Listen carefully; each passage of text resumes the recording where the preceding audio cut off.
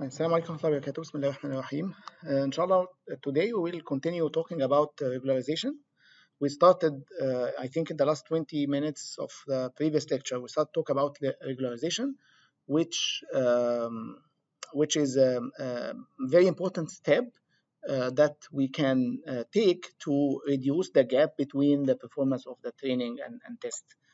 And we started last time with one way of doing regularization, which is called explicit regularization, which is the traditional method for regularization, which is about adding explicit term to the loss. So just quick couple of questions before we start. Regularization aims to improve training performance or test performance or both. Both. So do we aim actually to improve the training performance also? So it's a test performance only, right? Test performance only. We might have improvement in training performance, but that's not the goal. The goal is to improve the test performance. Right. The second one, L2 regularization penalizes. So this is very specific to L2 regularization. If you remember, just to remind you of that method, the L2 regularization adds a term that is the sum of the squares of the parameters. The sum of the squares of the parameters. Okay, which are usually the weights. So based on that, and as we studied last time, does it penalize large weights or penalize small weights or penalize large networks or penalize smooth models? Which one you think?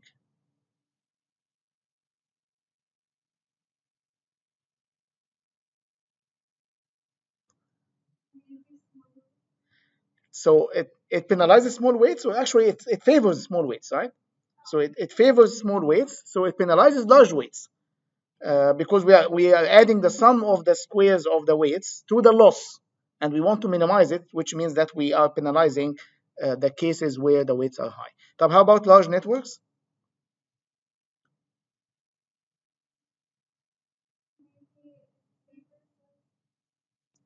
It has nothing to do with networks. It has nothing to do with the structure of the network. Okay, it works on one network, so it doesn't have any effect on the size of the network. How about smooth models? Do we actually penalize smooth models here?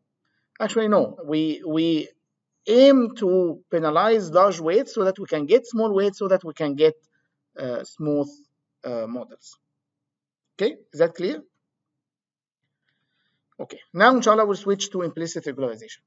So what do we mean by implicit regularization? The previous method was explicit regularization, right? We add a term explicitly to the loss function. Here we are not doing that. Here we will see that gradient descent and stochastic gradient descent both will have implicit regularization. Okay, and by that we mean that they favor some models. They favor some models rather than other models. Okay, and we will see what that means. If you look here, let me change the thing. Yeah. If you look at this continuous curve, this is the continuous gradient of the loss function. If we take the gradient continuously on the loss function, this is what we will get, the continuous curve here. But in gradient descent, we do that in steps. We have discrete gradients. And that's why you will see that the other path here is a different curve than this one. So this is the light green one is the path that we go through by taking discrete steps of the gradient instead of the continuous gradient. So of course these two curves are different. Okay, which one we actually do? We of course we use gradient descent. So we don't do this one because this one is not tractable. It's not easy to do because we will assume that the step size should be very, very extremely small. Okay, it's called infinitesimal step size. Okay, which is very, very small size, small step size, and we don't do that. Otherwise, we will have an infinite time to do gradient descent. So what we do actually is the discrete version. Type. That means that there is a difference between, or there is a deviation between the discrete version and the actual original continuous version. So what is that difference? We can think of that difference as a regularization term. So this is representing the difference between these two values, okay, in terms of the loss.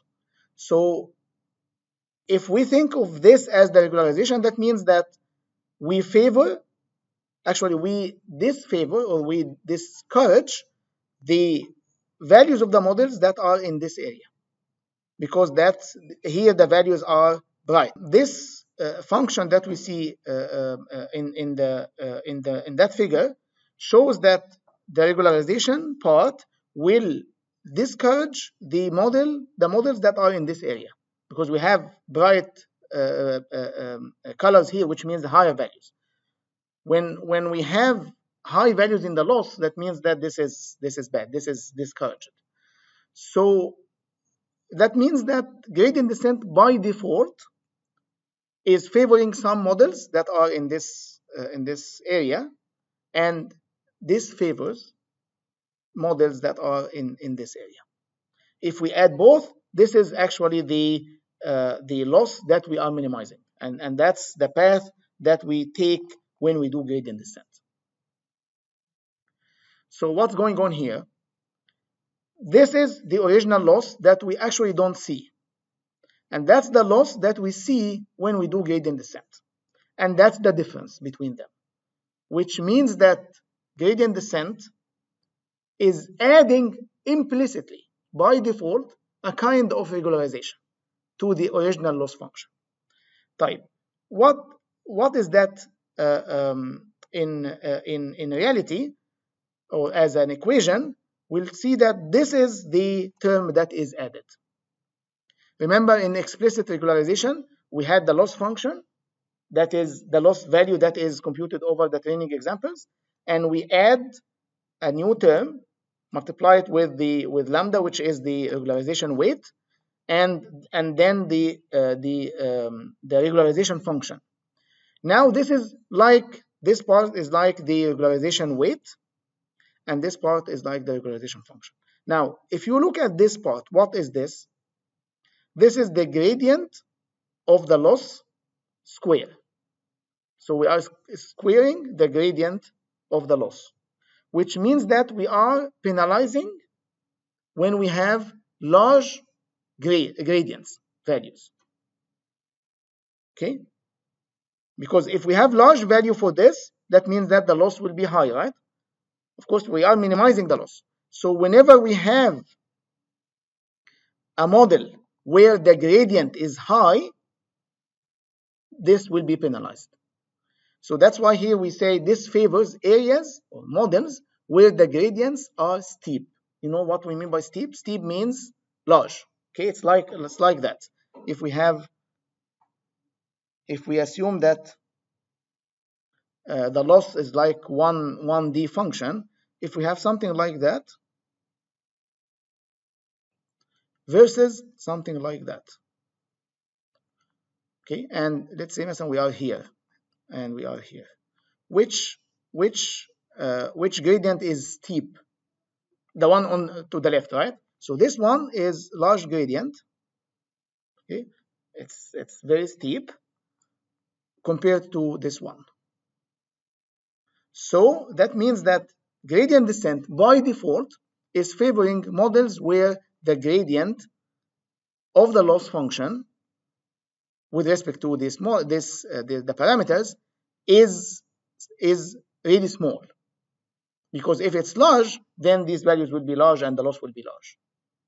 So this is like assuming that we will favor areas where the minimum has the loss function is kind of flat, so that the gradient is not that large. Okay, so assuming that the global minimum will actually be in an area like that, instead of things like very steep like that. Okay, so we assume that whenever the function will be flat, this is probably best for us. This will generalize better, and this is probably the global minimum. Okay, did you understand that? So this is now done automatically for us when we use the gradient descent, because it inherently adds this term to the loss function. Okay, type. Do we actually use gradient descent? No, we use stochastic gradient descent. So when we do stochastic gradient descent, it turned out that we have something similar to what we saw here. Okay, so this is the original. This is the loss function that we have here. So it has the same additional term plus a new term, which is the sum of the squares of the difference between the gradient of the batch, which is this one, and the gradient of the original loss. And to minimize this sum, then the gradient of these batches should be similar and small, so that this sum can be minimized. When the gradient of the batches are small, what does that mean? You remember when in stochastic gradient descent, we move towards the gradient that we compute, right? If the gradients of the different batches are very different, what will happen?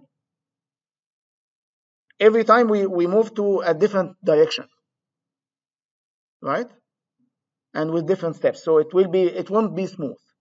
But if the gradient of the batches are very similar and small, then the model will be smooth. Then the path, not the model, the path that we take in the updates of the model will be smooth. And when the path of the model is smooth, that means that we might reach the global minimum faster. Okay, so this is done implicitly with stochastic gradient descent. Type. Now, this is the additional term now with the original one from gradient descent, and the new one that is special for stochastic gradient descent. Now, also, if you look at the factor that is multiplied in both cases, you will see that it's a function of alpha. Remember, in explicit regularization, we had lambda, and it was multiplied by the regularization function. Now, alpha over 4 is something like now lambda. Okay, now we don't have explicit regularization weight, but the weight is a function of the learning rate. Type. What is the job of the regularization weight? It enables or disables the regularization. If we want to disable the regularization completely, then we set lambda to 0, right? So that will be 0, then everything will be 0 on the regularization side. If we set lambda, if we increase lambda, that means that we pay more attention to the regularization part.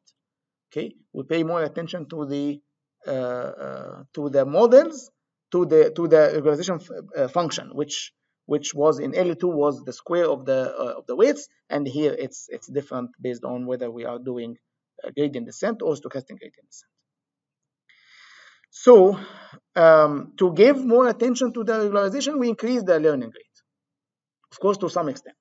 So that's why here the implicit regularization depends on the learning rate because of that multiplication that we see here. And perhaps this is why larger learning rates, which means larger attention or larger weight for the regularization, will generalize better. We can see the effect of the implicit regularization here. This is the original loss function, and this is the global minimum. Now, this is the what we can say, this is the implicit regularization. This is where, if you remember from last time, from the last slide, the previous slide, that the regularization will penalize large gradients. Okay, because here we have the square of the gradients, right? Now, where in this loss function the gradient is large? What do we mean by large gradient here? Large gradient means big change, right, in the function value, right? What are the areas that we have big change here? Yeah, مثلا this area, do we have big change? Yes, it's bright and dark, right? A big change in small area, right? So we expect that the gradient here is high. We expect also the gradient here is high, right? In this area, right? We expect that the gradient here is high. We expect that the gradient here is high. And that's what we see here in these four things. Okay, because they are bright, that means that the gradient is high. Okay, because this is the sum of the square of the gradients of the loss function. So this is kind of the regularization that is implicitly added to gradient descent, and that's the term that is specific about the stochastic gradient descent, and that's the total of them. Now you can see that this point is different than this point. Okay, but they are very similar in the loss, but they are different models. So this is the one that we could have reached with the original loss function, and this is the one that we can reach with the stochastic gradient descent. They are not different in terms of the loss, but they are different in terms of the values of the parameters. Okay.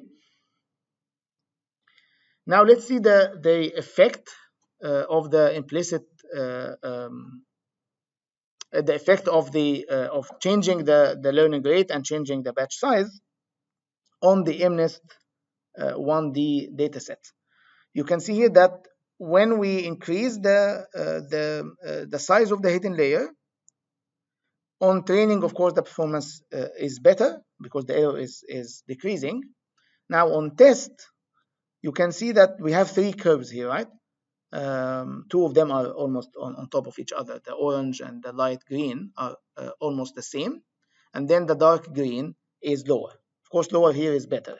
So this dark green curve is when we have the largest learning rate here. Okay, so when we increase the learning rate a little bit, I mean that when we increase the learning rate here, the performance is better, right? So that's when we use the full batch, which means we have gradient descent. Now, this is not what we usually do. We use stochastic gradient descent. And when we do stochastic gradient descent with when we fix the learning rate here is the same, but we are changing the batch size, you can see that the best performance is achieved when the batch size is the smallest. So this is when the batch size is 10, this is with 100, this is with 4,000. So you can see that the batch size here is the smallest batch size gave us the best performance. So overall, we can say roughly that when we increase the learning rate, to some extent, of course, because if we increase it a lot, then we will get very noisy model. So to some extent, increasing the learning rate will be good, and having smaller batches will be also good. Okay, and that's what we can see here. Any questions on this?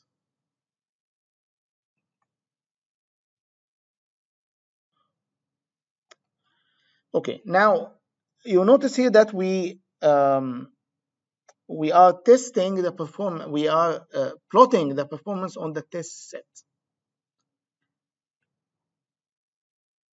If you remember from the previous lecture, if you remember, we said that we should tune the hyperparameters using the validation set, not the test set, right?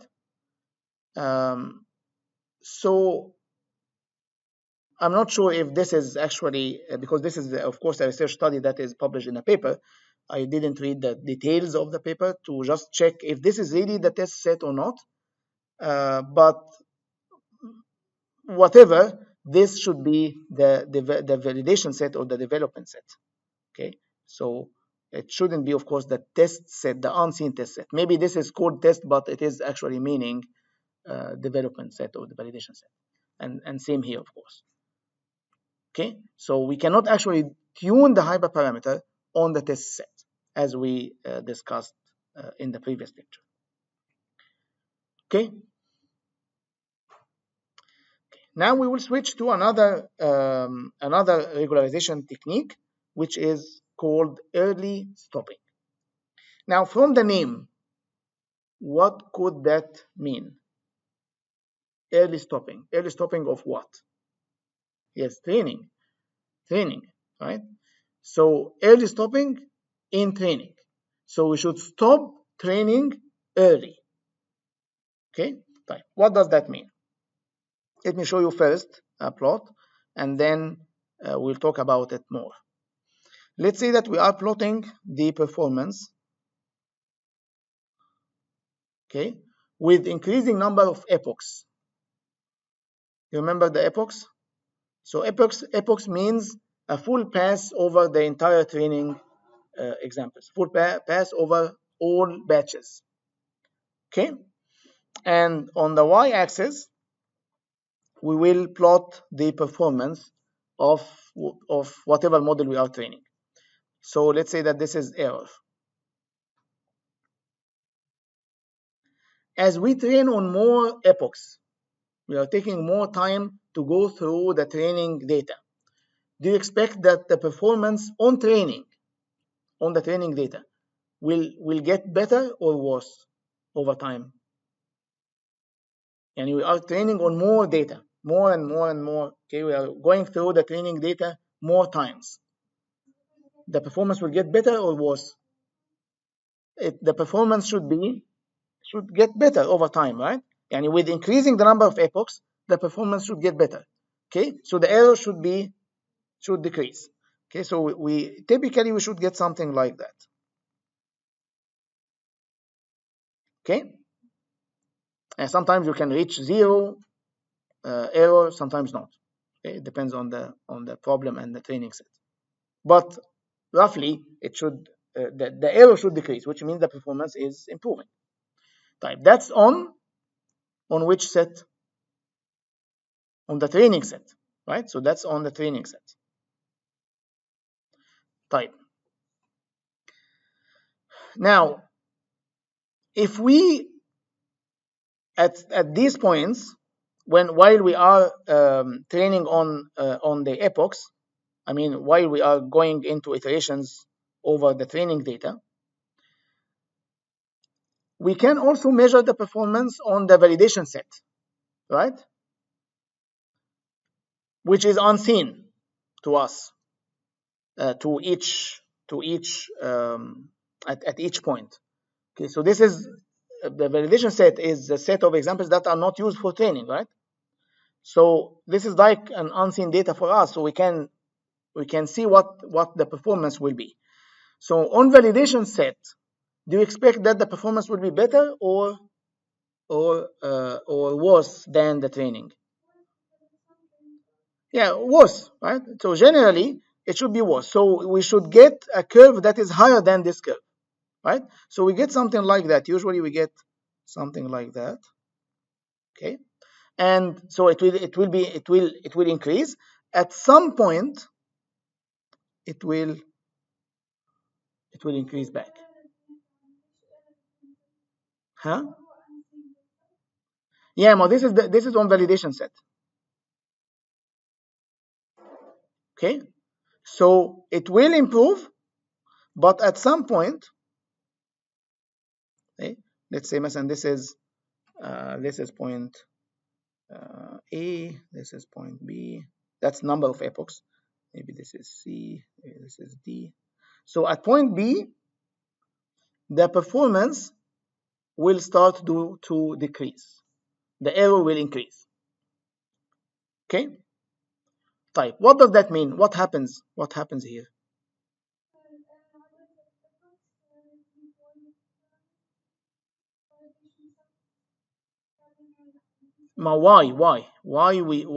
Why the performance is improving until at one point the performance is getting worse.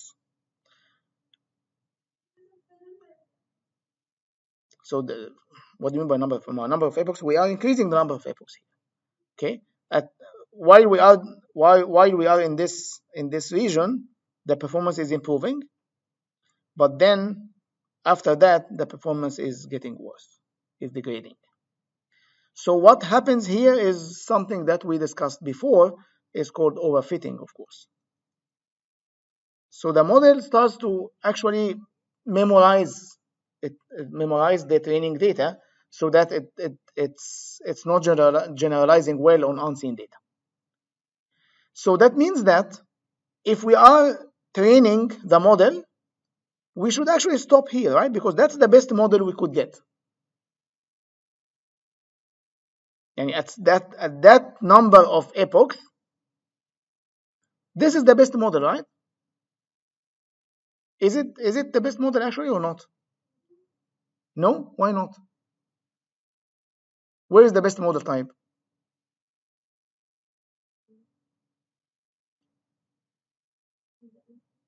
So the one at D, but that's on training, right?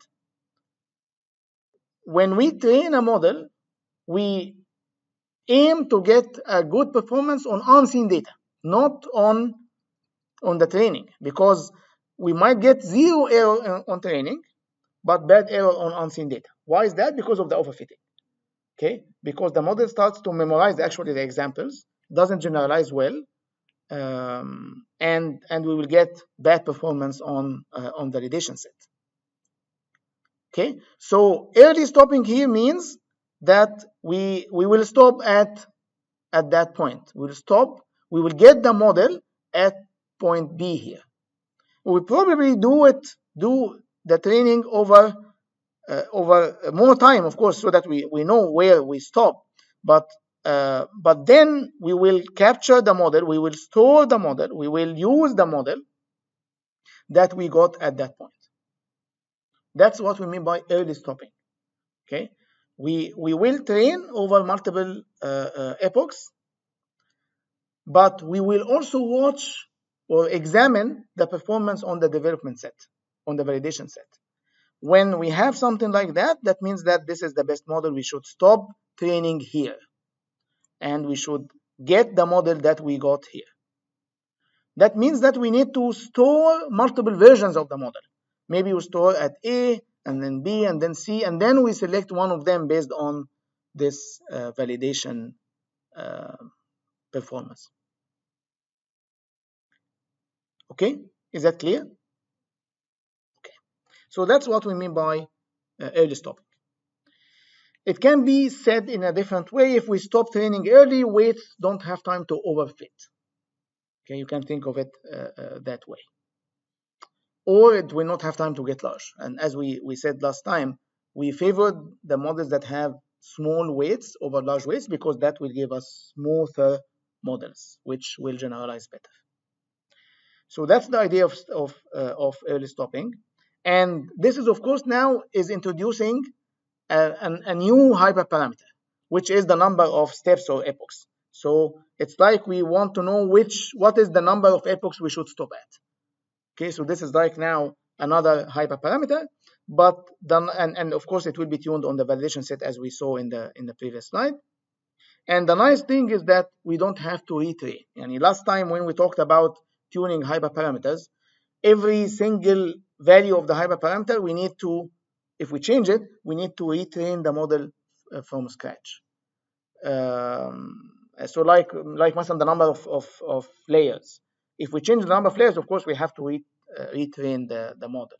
But now here, to tune this hyperparameter, which is the number of epochs, we will just need to continue training and store the model at different points in time, or different points of the number of epochs. Okay, and usually this is called checkpoints. And when you store the model here, this is one checkpoint, that's another checkpoint, that's a third checkpoint, that's a fourth checkpoint, and then you select one of these checkpoints, one of these models that were trained at these points to be actually the model that we will use in reality. Okay, the one that we will measure the performance for on the test set. Okay, any question up to this point? You have a question? No? Okay. So this is an example. So this is over different number of iterations here. So initially, we have a very bad model that doesn't fit at all the training data. And then after 1,000 iterations, we have a better model. After 5,000, we have, looks like even better.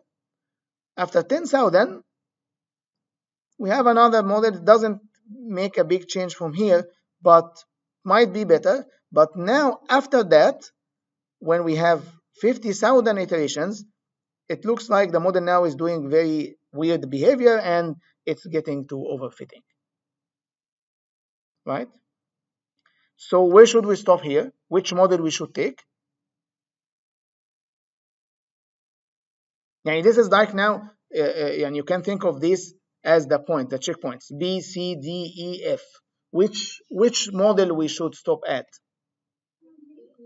Huh? E. Why? This is you think this is the best model now?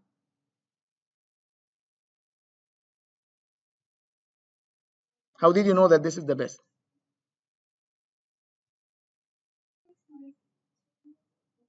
How do we know? We actually, to me, with what I see here, I cannot judge. If you remember from the previous slide, we have to get the performance on the diff set. This is on training, so this loss values, it looks like it is decreasing, right? The loss values are decreasing, which means that these loss values are measured on the training set. This is which curve here? This one. Okay, but that's not what we want. And we want this performance, this curve. Okay, so this is the one that we actually need to measure on the performance on the validation set, which is not on this figure. So we cannot judge.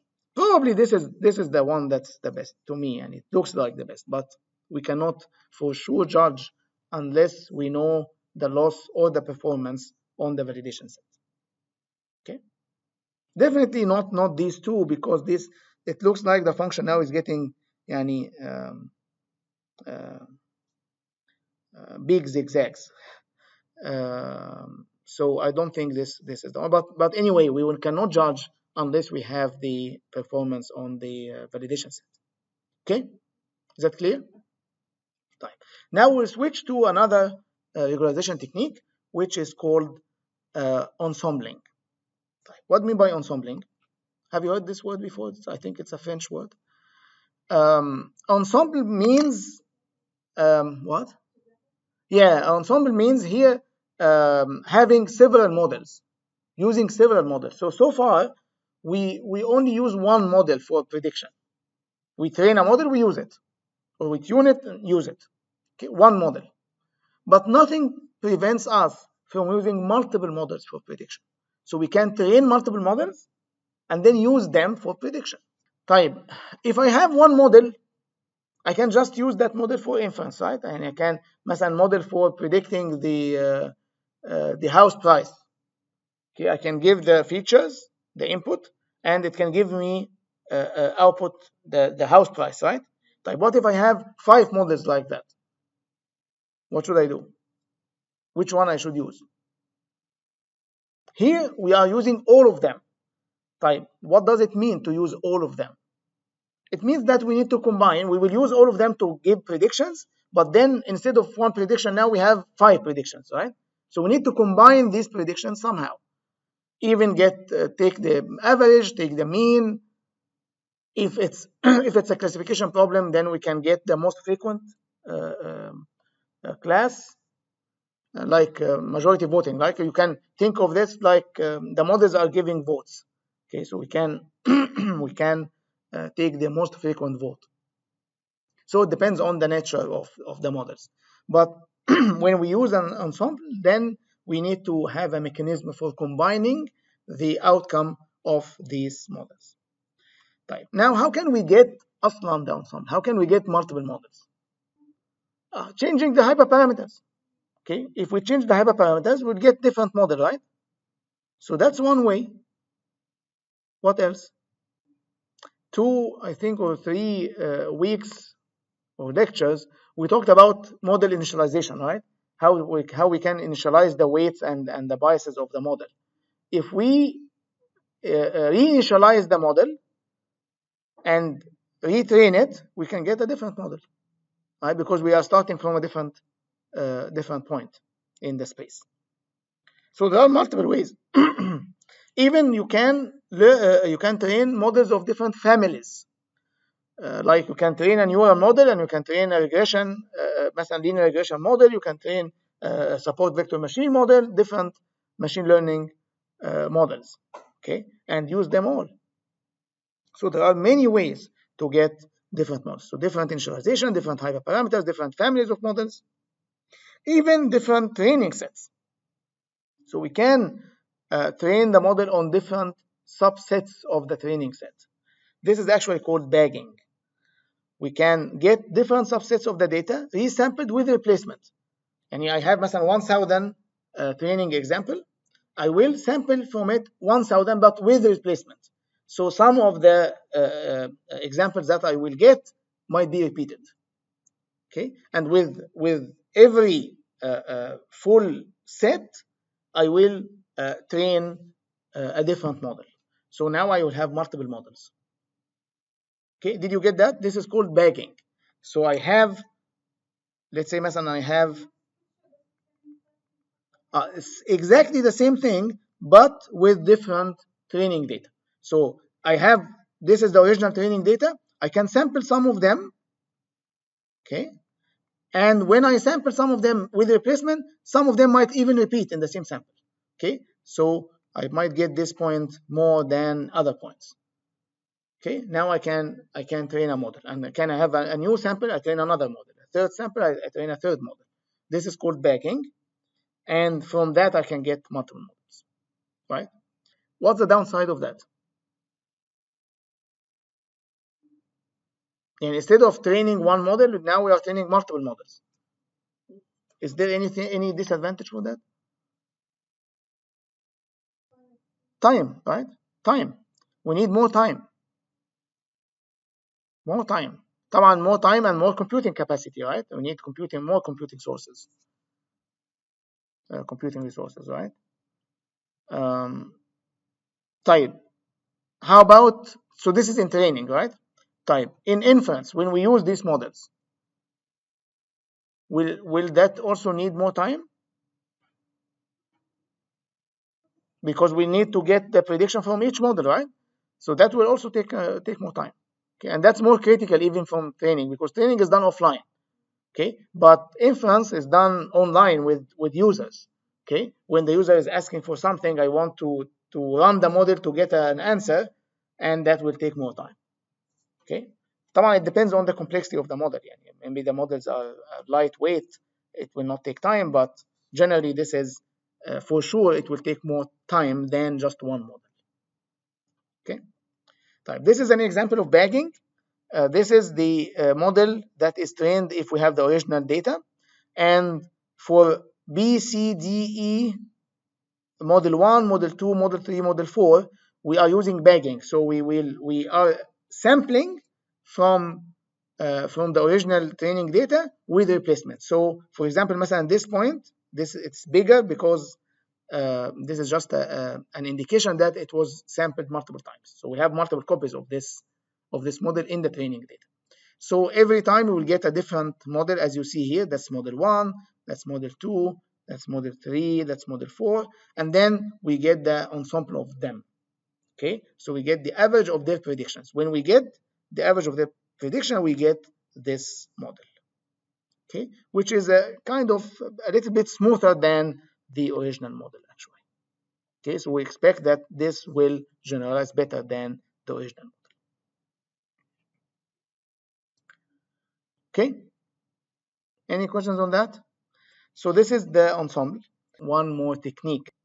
This technique is a very nice and it looks like crazy idea. This is called dropout method. What do we do? What do we do in dropout? You know, we train a network, right? And when we train the network, we update the weights over time, right? Based on the gradient of the based on whatever the optimization technique we are using. With dropout, we will assume that with every batch, let's assume that we are talking about stochastic gradient descent here. With every batch, we will remove some of the nodes from the network, a percentage of the nodes, okay, with some probability. And for every node, we'll say it will be dropped مثلا with 50% probability, which means that overall, about half of the nodes will be removed every step. Okay, so for example, here, these nodes will be removed. Here, these nodes will be removed. Here, these nodes will be removed, and so on. Okay, so every step, every batch, we select some of the nodes randomly and disable them. Disable them means what? Means that there are no connections here, means that the output of that node will be 0, and which means that it will not affect any of the output of the next layer. Okay, so it's like removing the node. Okay, is that clear? Okay. Type. Why are we doing that? It looks like a crazy idea, right? Why would we remove some of the nodes from the network? But turned out that the idea is the rationale is really simple. We want the network not to rely on any of the nodes, which means that it shouldn't be affected with any single node. It should be more robust, should be more independent or less dependent on any single or group of nodes. So when it is trained with the absence of some nodes, it will be stronger because it will be less dependent on specific nodes. And sometimes these specific nodes may lead to weird behavior, weird mapping in the final model. So that should lead to smoother and better models. So let me show you an example here. This is an example where, if you remember, I think in 2 or 3 lectures, we said that when we train the model, in between the training examples, it can be any behavior. So it can be smooth, or it can be something like that. Okay, both are possible. So if that happens, and by the way, that doesn't change the loss on training, because as you see here, the whether it is smooth like that or like that, the function, the loss is the same, because the function now, or the model now, is passing through almost all the training examples. So the loss on training will not change. And that is probably because of some nodes. If those nodes are disabled, then the function immediately will be something like that. But then after some time, it will go and be smooth, because of the removal of the group of nodes that produced that weird behavior. Okay, so overall, we will favor smoother models, and smoother models mean better generalization performance, better performance on unseen data. Okay, is that clear? Or any question on that? So that's the effect of dropout. So the idea is that by some percentage, by some weight, we disable some of the nodes every single batch with every single step. Okay, and of course, with one batch, we might turn off or disable some nodes. In the next one, it will be probably different nodes and so on. Okay, overall, the network or the model will not depend on single node. It should reach a model that is good whether the nodes are there or not. Okay, so it will discourage any weird behavior of some groups of nodes over time, like what we see here. Type. Now, what should we do in inference when we use the model? Now the model was trained on, let's say, مثلا 50%. Always in every batch, like 50% of the nodes are disabled, which means that the model is trained on 50% on the nodes. Now, what should we do when we do inference, when we test? Should we disable some of the nodes or we should use the entire network? We shouldn't, of course, remove any nodes. Now we have the entire model, right? Why wouldn't have the model in the first place with the full set of nodes? So we'll use the full set of nodes, but because the network, the model was trained on half of them, and then we will use the full model, the full network in testing, this is not what was seen in training. So we'll have to compensate for that in test. So instead of in training, we said that we will have a probability of dropping. Let's say مثلا it is 25%. To compensate for that in inference, we multiply the weights by 1 minus that probability. Okay, so that will compensate for what happened in training. Otherwise, the model that we are using will not represent what is seen in training. Okay, so we have to adjust the weights that way when we do the inference. Okay, so that we can get to something that is similar to what similar to how the model was actually trained. Okay, I hope that this is clear enough, inshallah. Inshallah, in the next lecture, we will talk about very hot topics and very recent. I think in maybe the last 4 or 5 years maximum. And unfortunately, we don't have time to cover them now, but inshallah, we will cover them in the next lecture.